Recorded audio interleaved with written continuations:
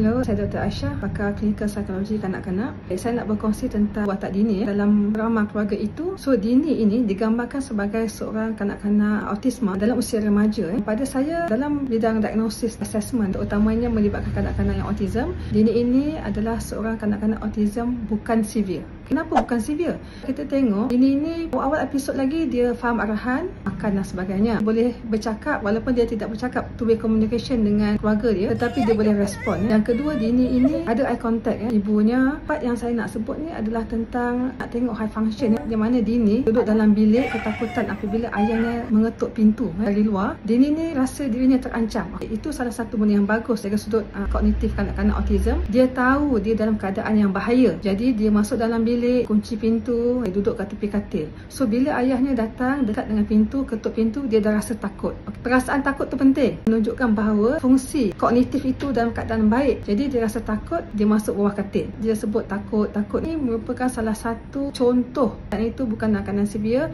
Dia aware keadaan kelilingnya berada dalam keadaan bahaya. Watak dini adalah salah satu contoh watak ataupun keadaan autisma yang boleh berfikir. Walaupun tidak sepenuhnya seperti kanak-kanak yang biasa, tetapi dini dia ada kesedaran. Yang pertama tentang keadaannya yang bahaya. Yang kedua, dia rasa takut tentang suatu situasi, tinggal bersama dengan ayahnya. Dia tahu ibu ni adalah sebagai satu simbol penyelamat untuk dia.